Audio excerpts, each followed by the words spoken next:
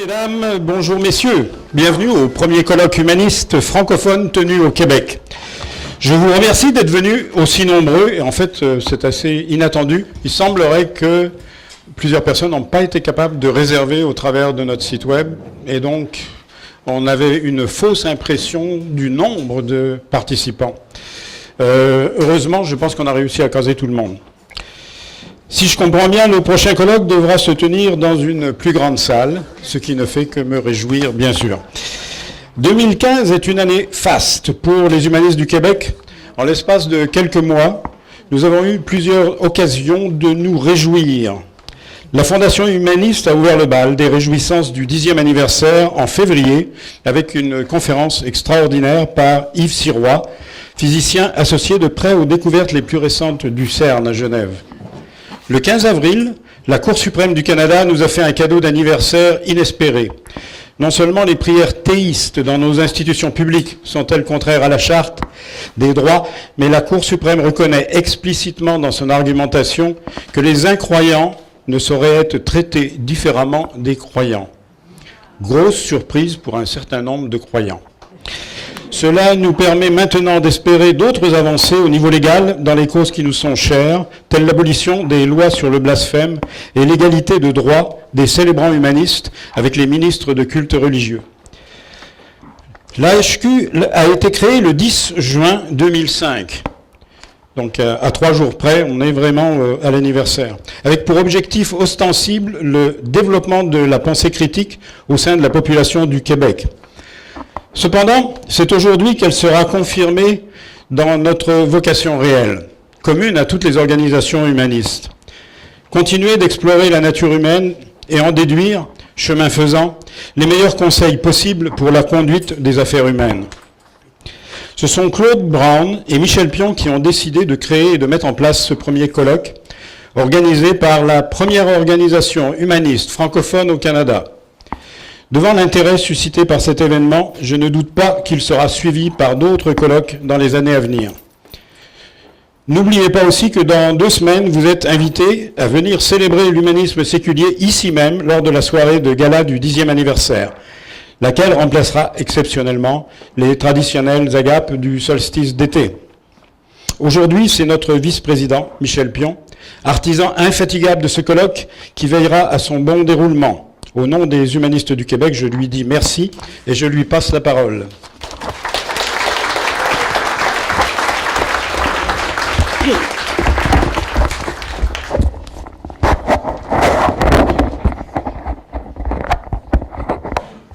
Merci.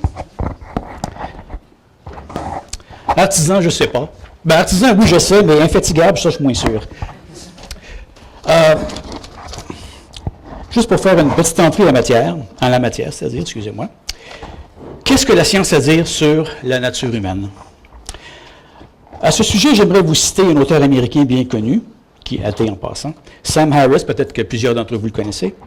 Dans l'introduction de son livre « The Moral Landscape », il écrit ceci. « La plupart des gens s'imaginent que la science n'a rien à dire sur les questions de moralité, et encore moins de proposer des réponses à des dilemmes de cette sorte. Comment pouvons-nous prétendre de façon scientifique que telle manière de vivre est meilleure qu'une autre? Quelle définition de meilleur ou de morale devrions-nous utiliser? Bien que plusieurs scientifiques étudient l'évolution de la moralité en même temps que la neurobiologie qui la sous-tend, le but de cette recherche est foncièrement de décrire comment et pourquoi les humains pensent et agissent. Personne ne s'attend à ce que la science nous dise comment nous devrions penser ou agir. Les controverses qui existent sur nos valeurs et notre morale sont justement cela, des controverses, et sont hors du domaine de la science, qui n'est pas supposé avoir d'opinion à ce sujet.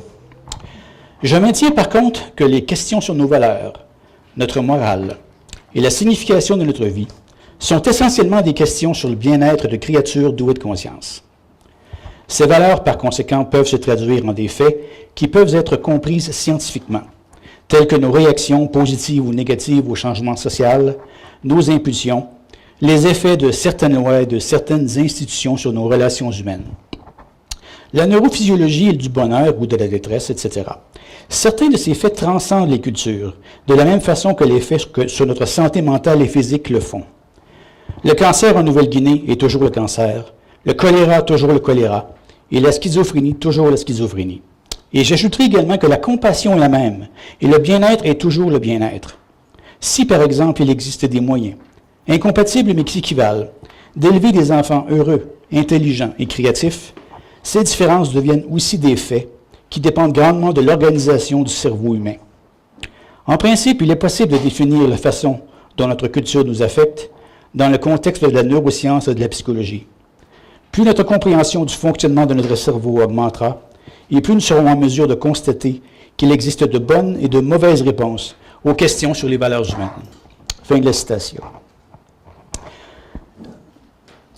La question fondamentale est celle-ci.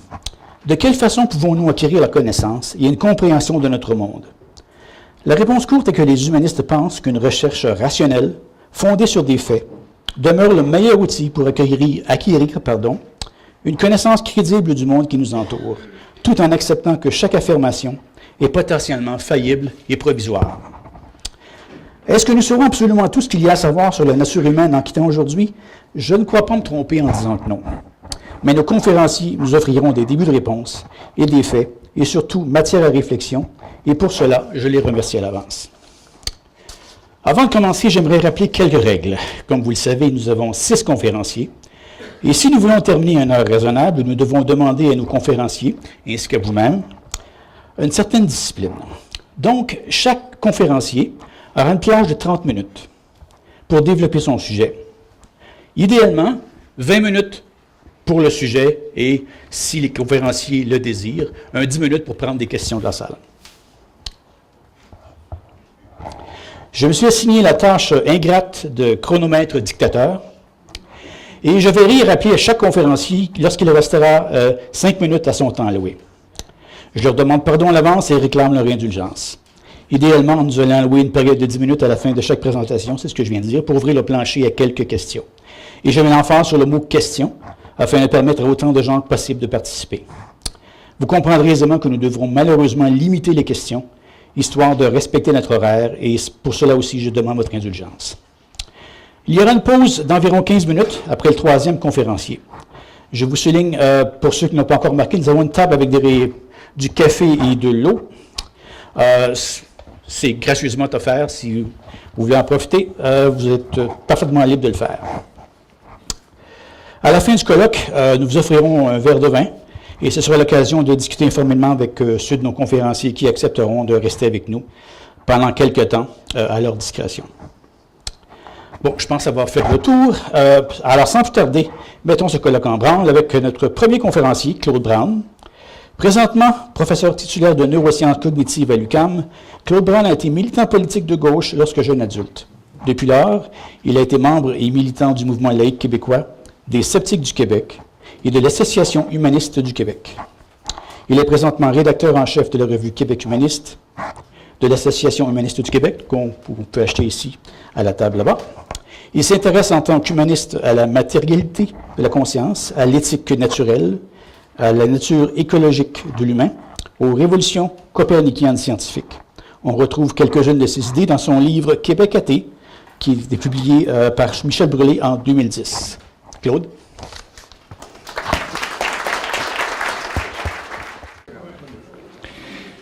Merci beaucoup, Michel. Alors, je vais prendre note de l'heure pour m'assurer que je reste dans le temps alloué. Idéalement, à moins 10, les questions commencent. Bien, alors, le sujet de ma présentation, c'est écologie et humanisme. On va commencer tout de suite avec quelques définitions. Nous sommes des humanistes. Humain vient d'une racine ancienne du sanskrit, homo, renvoyant à humus ou terre, ce qui nous indique que dès qu'on a été capable de mettre des mots sur notre nature, c'était en contraste avec le concept d'une déité, d'une nature transcendante, d'une nature autre, d'une divinité. Et c'est assez ironique qu'on continue à se définir avec ce mot-là, qui est dans une dialectique religieuse, et qu'on définisse l'humanisme. Moi, ma définition préférée, c'est est humaniste qui a un élan de convivialité. Ça ne veut pas dire qu'il est convivial, hein, ça veut dire qu'il voudrait être plus convivial. Bon, c'est ma définition. C'est un petit peu comme le « aimons-nous les uns les autres » d'un certain Jésus de Nazareth. Il y a un côté religieux dans l'humanisme, n'est-ce pas? On ne peut pas y échapper. C'est le charriage de plusieurs milliers d'histoires et de cultures. Les scientifiques dénomment l'humain Homo sapiens, c'est le genre et l'espèce. Sapiens signifie sensation, mais par glissement, ce qu'on veut dire, c'est plutôt intelligent ou sage. Donc, un être de la Terre qui est comme Dieu, mais qui est en bas, un peu dans la fange, mais quand même avec une certaine raison, une certaine sagesse. C'est la définition que nous nous donnons en partant dans le dictionnaire Robert.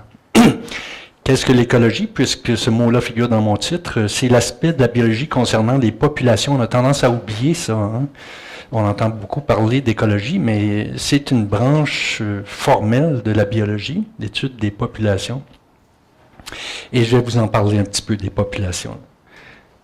Et maintenant, 4 arguments que je pense on peut, si ce genre d'argument peut vous intéresser, il y a un petit punch ou un petit mot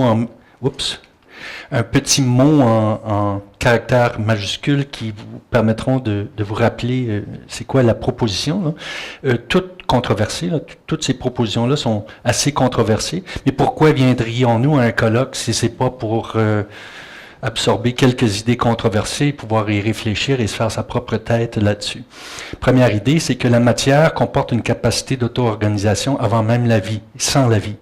Donc la matière inerte, si vous voulez, ou non vivante, est capable de produire des structures d'une grande complexité, de telle sorte qu'il y a une sorte d'intelligence dans la nature avant même que n'apparaisse notre espèce sur cette planète.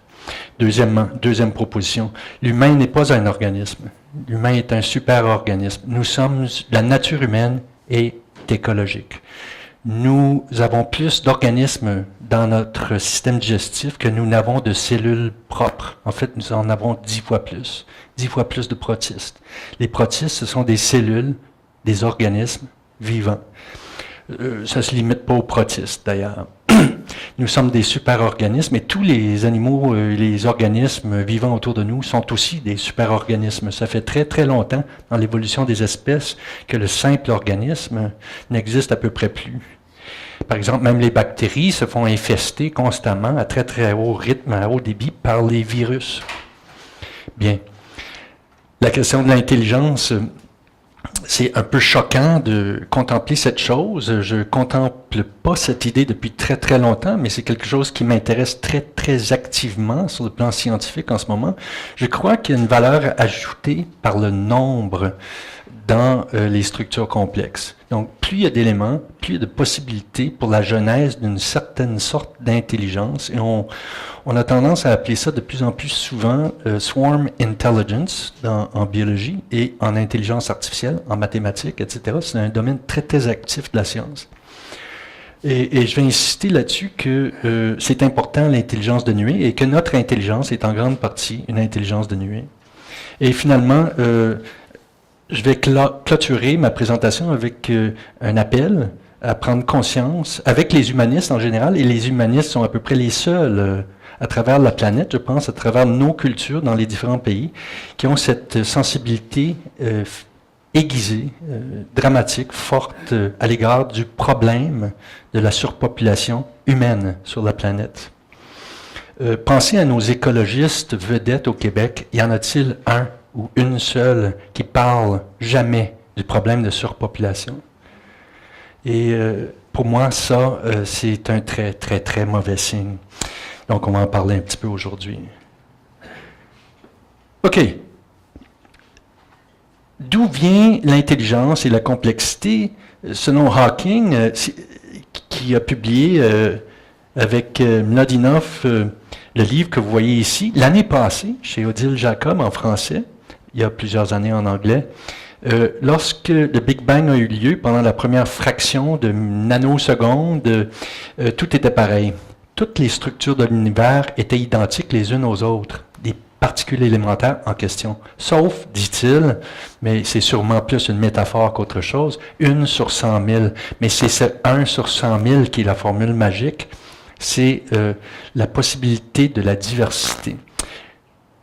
Gerald Edelman, prix Nobel d'immunologie, mais aussi maintenant reconverti dans la problématique de la conscience, est devenu un spécialiste de la conscience, a dit « God is Generator of Diversity », donc l'acronyme G-O-D, Generator of Diversity. Si un Dieu il devait y avoir, ce serait un générateur de diversité, parce que la diversité, c'est la complexité, c'est la diversité. Alan Turing s'est intéressé aussi à cette question, comment est-il possible que la vie, si complexe, puisse émaner de la nature inerte, de la nature, si vous voulez, inanimée, non vivante? Eh bien, c'est parce que la complexité provient de la diversité, d'une diversité toute simple, toute élémentaire. Comme une rivière, par exemple. La structure mathématique qui serait requise pour décrire une rivière est en fait pas si compliquée que ça. C'est très simple et c'est très complexe en même temps.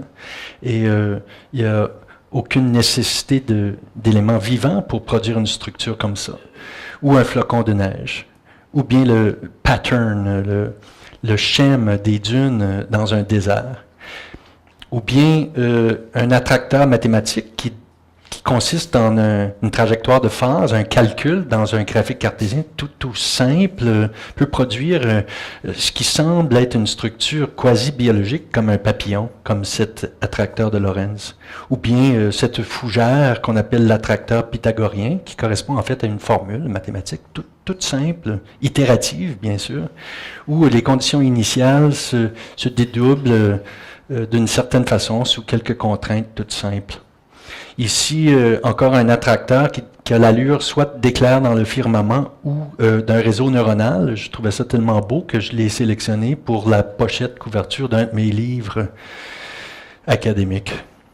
Donc, quand on voit une structure comme celle-ci, et Michel Lincourt est dans la salle, il nous a donné une conférence où il parlait de la règle d'or, eh bien, un Nautilus produit une coquille comme ça, presque sans aucune intelligence. Il n'y a certainement pas un architecte, là, et il n'y a rien dans le génome du Nautilus qui donne en soi la forme. Il n'y a pas une forme de coquille comme ça dans le génome du Nautilus. Hein. C'est une condition initiale très simple, donne un effet au développement subséquent de façon très systématique pour produire une structure d'une telle beauté. Ou bien la fleur de tournesol est un autre exemple comme ça. Donc, le point ici, c'est que la vie capitalise sur des structures initiales et des fonctions itératives, une dynamique non linéaire pour produire la complexité, de la même façon que la non-vie fait la chose. Et en fait, la vie n'abandonne pas ses stratagèmes et ses gadgets, ses procédures de la nature pour se déployer. Nous n'avons donc pas besoin d'un créateur ou d'un architecte général de l'univers, ni de la vie, ni de l'intelligence. Nous provenons d'une cellule, tous, ici, toutes et tous, d'une cellule, et cette cellule est très comparable à une bactérie. Elle a un génome très semblable, elle a un cytoplasme très semblable, elle a un groupe de membranes très semblable. Nous provenons d'une seule cellule, tous, nous passons par là. Alors, ça vaut la peine à ce moment-là de penser aux bactéries avec grand respect, puisque nous avons nous-mêmes été à peu près une bactérie, tous. Et il faut se rappeler aussi que nous collaborons avec un très grand nombre de bactéries qui sont commensales avec nous, qui nous aident, qui digèrent notre nourriture, sans lesquelles on ne pourrait pas vivre. C'est impossible pour un humain de vivre sans sa flore intestinale. Excusez-moi, 10 minutes. Déjà. Et je suis à la 2e page. OK, on va accélérer. Il y a une valeur ajoutée qui vient du nombre, c'est l'intelligence de nuée. C'est ce qui est mentionné en bas. Et si on veut penser en termes d'intelligence de nuée, c'est une façon de penser à l'écologie et éventuellement aussi à l'humanisme. Il faut respecter les formes les plus simples de vie et réaliser qu'elles sont très, très semblables à nous.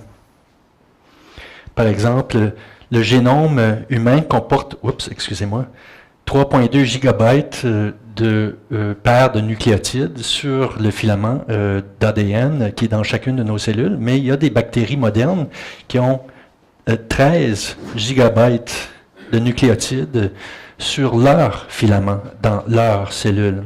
Dans notre cas, c'est chacune de nos cellules. Dans le cas de la bactérie, elle n'a qu'une cellule, mais avec un génome qui peut être plus long et en but d'un point de vue très concret, plus complexe. L'épigénome est très semblable aussi entre la bactérie et l'humain. Il y a des molécules qui agissent comme interrupteurs de gènes directement, méthyl d'ADN, mais aussi d'autres molécules qui agissent comme interrupteurs de gènes indirects via les histones autour desquels le filament d'ADN s'enroule et qui se compactent, décompactent. Il y a toutes sortes de stratégies pour que les gènes puissent s'exprimer, pour que les protéines puissent être produites, pour que le développement puisse se faire, pour que nous puissions avoir une pensée, une conférence comme celle que vous allez entendre aujourd'hui.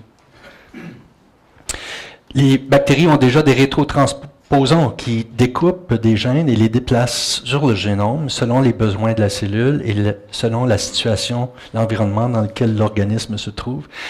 Et la cellule, de toutes les cellules connues en biologie où le rétrotransposon est le plus actif, c'est la cellule neuronale corticale et surtout dans les régions sociales du cerveau humain. Mais ces mécanismes sont déjà présents chez les bactéries. Les bactéries sont déjà équipées en molécules avec lesquelles nous nous targuons de réfléchir, de penser, d'avoir la raison, d'être homo sapiens, entre guillemets. Comme l'insuline, sérotonine, histamine, thyroxine, ça doit vous dire quelque chose. Toutes ces molécules-là sont des molécules de signalisation interneuronale. La bactérie a aussi un système immunitaire avec une mémoire d'une puissance inouïe, extrêmement complexe, comme notre système immunitaire, qui est d'ailleurs la base de toute intelligence des organismes vivants. La bactérie est équipée de moteurs aussi fantastiques que ceux qui sont en train de tourner sur l'île Notre-Dame en ce moment, comme par exemple le moteur flagellaire, une sorte d'hélice qui agit comme sur un bateau moteur, une chaloupe, et qui fait avancer la bactérie, et qui peut être mis en reverse en passant. Il y a un forward puis un reverse. Ils peuvent utiliser aussi une sorte de pilon pour faire du saut à la perche et se déplacer. Et les bactéries ont des sociétés très complexes, avec des mouvements très complexes qui peuvent prendre des formes spectaculaires, là, comme on a vu tout à l'heure, des ensembles de dunes. Voici ce que c'est ici, c'est une nuée de bactéries. Ici, des bactéries en hibernation qui peuvent survivre des centaines de milliers d'années dans le sel, l'eau bouillante, le pétrole, la glace, etc. On appelle ça des corps fruitiers. Et lorsqu'elles se retrouvent dans un environnement nourricier, ces bactéries peuvent se reproduire, former des groupes, des sociétés, des meutes, créer des niches, développer toutes sortes de choses d'une grande complexité. Je vais sauter le détour par le monde des insectes, mais la science entomologique et aussi l'intelligence artificielle autour du comportement des insectes est très avancée. C'est un secteur extrêmement intéressant de la biologie. Ce que vous voyez ici, c'est une termitière qui vaut en complexité et en efficacité n'importe quel high-rise dans la région de Montréal. Du côté de la ventilation, il y a des cimetières intégrés, il y a des corridors très bien pensés, c'est très très bien fait, avec aucun architecte. Il n'y a aucune termite qui a des blueprints là. Même chose pour les guêpes qui construisent une structure comme ce nid de guêpe et ainsi de suite. Excusez-moi, 5 minutes. D'accord. Le cerveau humain ressemble à une ruche d'abeilles ou une colonie de bactéries. On commence avec une ovule qui ressemble à une bactérie. On se retrouve avec des neurones qui ressemblent à des bactéries. Et il y en a 90 milliards dans un cerveau qui forment une sorte de nuée et qui génèrent la conscience. Et le nombre est important. Il y a des choses pas miraculeuses, des choses extraordinaires qui sortent des nuées neuronales sans architecte. Et sans homoncule. Il n'y a pas un petit bonhomme sous la calotte crânienne. Hein? C'est juste un gros paquet de bactéries. Pensez dans ces termes-là. On n'est pas habitué de penser dans ces termes-là, mais c'est comme si nous avions 90 milliards de bactéries dans la boîte crânienne. Et c'est ça qui produit notre conscience. Même à l'intérieur d'un neurone ici, Baksay et collègues ont publié dans Science, il n'y a pas tellement longtemps, une démonstration extraordinaire. Ils ont extirpé un seul neurone d'une aplésie, qui est une sorte de slug. Comment dit-on ça en français? Une limace de mer. On a extrait un neurone, on l'a mis dans un liquide, et on a mis un peu de sérotonine à proximité, et on a regardé comment réagit la molécule de signalisation secondaire, AMPC, dans le temps, dans ce neurone. Et ce qu'on voit, c'est un phénomène de nuée moléculaire. Hein. Ça, c'est Particle Swarm Intelligence. Il y a une intelligence de nuée, mais de particules non vivantes. Bien sûr, l'AMPC, là, c'est une molécule non vivante. La vie ne se limite pas à une molécule, ne se définit pas par une molécule. Mais ce qu'on voit ici, c'est une invasion sur 10 minutes du neurone au complet. Il y a quelque chose de très liquide dans le fonctionnement des neurones.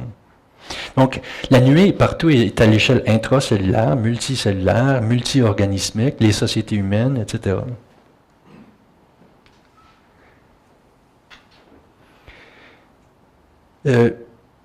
Notre intelligence est forte parce que nous continuons à capitaliser sur les systèmes complexes de la nature et les systèmes complexes des espèces qui nous ont précédés. On garde les gadgets et on les intègre. Donc, la nature humaine, c'est quoi?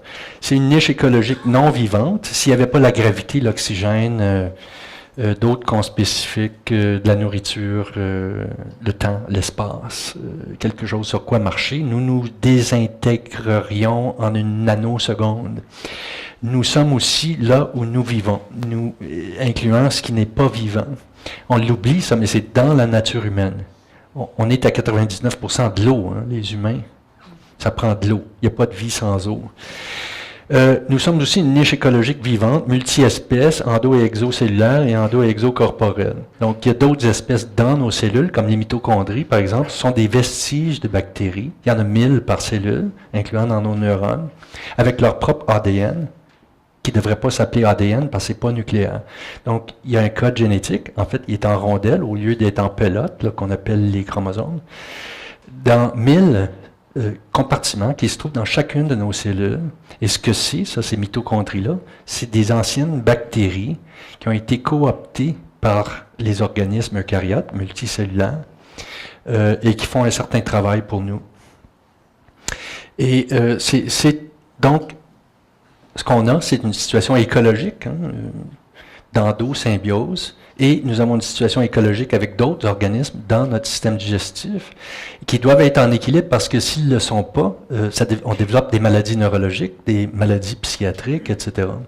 Les protistes dans nos tripes produisent des molécules qui vont jusqu'au cerveau et qui sont nécessaires pour le fonctionnement intègre du cerveau. Et nous vivons aussi dans une niche écologique culturelle sans laquelle la conscience humaine arriverait absolument à rien parce qu'elle est extrêmement faible, l'intelligence humaine, la conscience humaine, beaucoup plus faible qu'on se l'imagine en réalité. OK, et je vais clôturer avec ceci. Le problème numéro 1 de la planète, notre espèce et aussi beaucoup d'autres espèces, c'est la surpopulation humaine. Qui parle de ça au Québec? Est-ce que c'est Laure Varidel? Est-ce que c'est Greenpeace? Est-ce que c'est François Cardinal? Qui parle de surpopulation au Québec? Allez chez Archambault, Renaud Bré, chercher un livre en français sur la surpopulation, le problème de la surpopulation, vous n'allez rien trouver. Personne ne parle de ça. Mais on en parle dans les associations humanistes à travers la planète. Par exemple, il y a des personnes qui jouent un rôle important puis qui occupent des postes officiels à l'Association humaniste du Canada qui préconisent très explicitement qu'on arrête l'immigration au Canada, qu'on arrête l'immigration dans les pays avancés. Parce qu'il faut que tout le monde fasse sa part pour ce problème. Ce problème est en train de tout détruire détruire la planète. Et c'est à cause du fait que notre intelligence dépasse à peine celle des bactéries, surtout en matière de sexualité. Vous voyez une statistique ici de l'année passée pour le Québec en entier. Il y a eu 89 000 naissances, 25 000 avortements. Ça fait que ceci m'a jeté à terre. Je ne m'attendais pas à ça. J'ai lu ça dans la presse il y a quelques jours. Peut-être l'avez-vous vu, ce chiffre-là. Mais moi, ce que ça me dit, c'est qu'en matière de sexualité, nous ne sommes pas plus intelligents que des bactéries, là. Excusez-moi, 20 minutes. On est à 20 minutes? Oui. OK. Donnez-moi 30 secondes, 1 minute, puis on va avoir le temps pour quelques questions. Bien.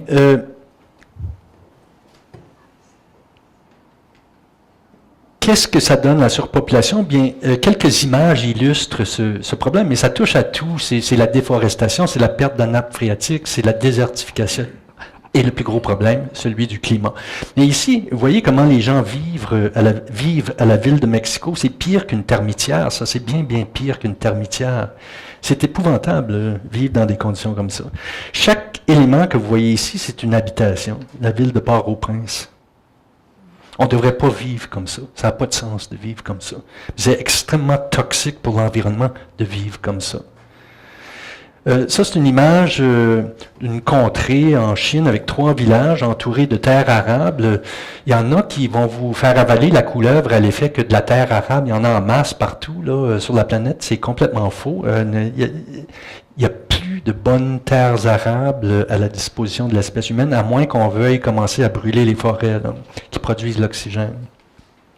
Voici un élevage de bovins au Brésil. Dans les pays nordiques comme le nôtre, c'est encore pire. On élève une vache, on élève un cochon sur 1 mètre carré, toute sa vie dans le noir, à vivre dans ses propres déjections. C'est comme ça qu'on se nourrit. Et on n'aurait pas besoin de faire ça du tout, si on était moins nombreux, à mon avis. Voici comment on cultive les fruits et légumes que nous mangeons à tous les jours aujourd'hui. Ici, au Québec, on les importe d'endroits comme ça. Je viens d'aller, il y a 1 mois à peine, en Andalousie, et c'est comme ça. C'est du plastique, mur à mur, tout le sud de l'Espagne, pour pouvoir garder l'humidité puis avoir des récoltes de plus. C'est l'agribusiness, mais c'est extrêmement toxique pour l'environnement, bien sûr. Voici à quoi ressemble une montagne quand on a fini de l'exploiter. Il y a des pays complets qui ressemblent à ça, comme l'Écosse, par exemple. Voici à quoi ressemblent les océans aujourd'hui. On est en train de détruire le potentiel vital des océans. Et le pire problème, c'est l'énergie fossile, évidemment. Voici un champ pétrolifère en Californie. Chaque petit truc que vous voyez, c'est un puits, là. Alors voici la solution que les humanistes préconisent sans controverse, mais il faut aller aussi au-delà de ce qui n'est pas controversé, mais ceci n'est pas du tout controversé. Il n'y a rien qui gratte les principes humanistes dans la proposition. Nous devrions offrir gratuitement la contraception aux 250 millions de femmes de la planète qui désirent la contraception et qui ne peuvent l'obtenir, soit pour des raisons parce que ça coûte trop cher ou pour d'autres raisons qui seraient facilement surmontables. Et comme le taux de reproduction dans ces contrées-là est très, très élevé, on pourrait régler le problème d'1 milliard, taper 1 milliard de la population juste avec ça, donner aux femmes ce qu'elles ont fondamentalement le droit d'obtenir ici, au Québec, mais pas ailleurs. On devrait aussi, à mon avis, arrêter les mouvements de population, les mouvements économiques de population. Il y a du push and pull là-dedans, ça pousse de par la surpopulation et la pauvreté, mais ça tire aussi du point de vue de systèmes économiques qui sont construits, qui sont structurés de façon à devoir toujours croître. Et toujours croître. Et la croissance passe par le nombre de travailleurs dans une enceinte nationale, comme le Québec, comme le Canada. Il faut changer notre système. Je ne crois pas que ce soit un problème strictement de surconsommation ou un problème strictement de capitalisme ou d'inégalité d'accès aux ressources. Beaucoup d'écologistes disent que c'est ça le vrai problème, qu'il n'y a pas de problème de surpopulation. Moi, je suis en total désaccord avec ce point de vue-là. Et je ne suis pas le seul à être de cette opinion-là. Le Union of Concerned Scientists est arrivé à la même conclusion. Ce que c'est le Union en 92, et continue à avoir le même point de vue, ce que c'est le Union of Concerned Scientists, c'est essentiellement des prix Nobel. Donc, un groupe de prix Nobel, beaucoup de prix Nobel, qui se réunissent puis discutent de l'état du monde et la conclusion à laquelle ils sont arrivés dans un rapport qu'ils ont publié, qui est par ailleurs disponible sur Internet, encore aujourd'hui, si ça vous intéresse, c'est que le principal problème de l'humanité, c'est la surpopulation. C'est lui qui génère les autres problèmes auxquels nous sommes confrontés, des problèmes très graves. Excusez-moi, il reste 5 minutes. 5 minutes, OK. Sur votre demi-heure. Eh bien, la dernière page où on était rendu, là, c'était la dernière page du PowerPoint. Fait que je veux rester sur cette page-là pendant que je prends vos questions. Merci.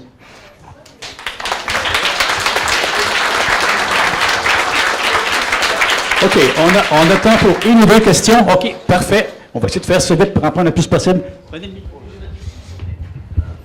Bonjour, Lorraine Camiré, membre de l'Association humaniste. Depuis peu, mais très heureuse de l'être, très heureuse d'entendre parler de surpopulation aujourd'hui. Si vous n'aviez pas terminé à ce sujet, j'aimerais que vous poursuiviez si il vous restait des choses à dire sur cette problématique très, très, très importante. Merci.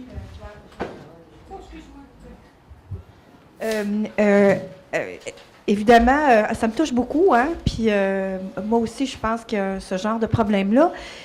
Actuellement, il y a un buzz pour les droits individuels, puis je pense que c'est quelque chose qui va empêcher la prise de conscience des gens. Quand on pense de donner la contraception gratuite aux femmes, il y a des hommes homosexuels, des couples au nom du droit à l'enfant qui se payent des enfants, qui vont voir des femmes qui sont plutôt pauvres, qui se payent des enfants. Qu'est-ce que tu dis de ça, Claude? J'ai quelque chose peut-être à dire rapidement sur la balance des droits individuels versus les droits collectifs, mais aussi les responsabilités individuelles et les responsabilités collectives. J'ai une grande admiration pour la Chine qui a adopté une politique collectiviste sur le contrôle des naissances. Évidemment, ils avaient un problème extrêmement grave de natalité là, en Chine, mais je pense que cette loi-là témoigne de la grande maturité morale de cette culture chinoise. Je n'ai qu'admiration pour ça et beaucoup d'autres pays auraient eu intérêt et auraient intérêt à adopter des politiques comme ça.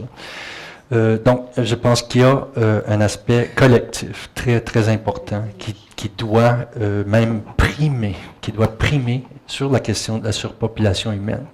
C'est un dossier pour les Nations Unies, c'est un dossier qui doit être débattu, qui est planétaire. Et c'est pas seulement que les pays sous-développés. Il y a du push-pull et nous faisons du pull nous tirons une main-d'œuvre des pays sous-développés, une main-d'œuvre désespérée qui vous traverse la Méditerranée, qui meurt par milliers, maintenant par dizaines de milliers, à essayer d'aller gagner leur vie un peu mieux que ce qu'ils peuvent faire dans leur propre pays. Mais c'est pas normal, c'est pas souhaitable une situation comme ça, une économie qui fonctionne comme ça, car elle fonctionne comme ça. Nous recevons 50 000 immigrants chaque année au Québec. Et pendant combien de temps est-ce qu'on va faire ça? Puis pendant combien de temps est-ce que le Québec va gonfler là, de 20 millions, 25 millions, 30 millions, 60 millions? À un moment donné, quand est-ce que ça va plus être vivable? Là? Moi, je dis que il faut contrôler la population partout. Et c'est pas seulement un problème du tiers-monde. C'est aussi un problème individuel. Tout le monde a besoin de réfléchir à ça dans sa vie personnelle, dans les rapports avec l'autre sexe, etc. C'est très, très intime et très personnel. Je suis d'accord. Et les féministes vont sûrement avoir beaucoup à contribuer sur ce dossier-là. Ici, monsieur, est-ce que la pensée de Vladimir Vernadsky sur la noosphère pourrait ajouter un peu d'espoir à cette vision limitative et pessimiste qui, bien sûr, appelle à l'intelligence et à les mesures nécessaires. Mais la noosphère parle de que l'homme va toujours trouver de principes nouveaux, principes de changement vers une évolution et une qualité supérieure. La noosphère. Oui, ben Henri Bergson utilisait ce terme-là, la noosphère. L'autre auteur que vous mentionnez, je dois dire que je ne l'ai pas lu. Je ne peux pas commenter l'auteur, sa pensée. Je pense que les politiciens, puis les organisateurs, puis les grands architectes de la société humaine sont passablement impuissants un après l'autre, là, face aux problèmes planétaires. La marge de manœuvre est très petite. Mais il y a de la place pour pour la résolution d'un certain nombre de problèmes. On peut prendre le problème, par exemple, de l'ozone qui a été réglé, comme devrait l'être le problème de la surpopulation. Mais il a été vraiment réglé. Ce n'était pas un problème aussi complexe que celui de la surpopulation. Mais là où il y a de la bonne volonté, puis là où on discute, là où il n'y a pas un tabou, c'est quand il y a un tabou et que c'est impossible de parler de quelque chose qui menace une planète complète. Là, on est mal barré, là, mal parti. Il n'y a pas de noosphère, là. Il n'y a rien. C'est le silence radar complet. Il faudrait commencer par en parler un petit peu. Merci beaucoup.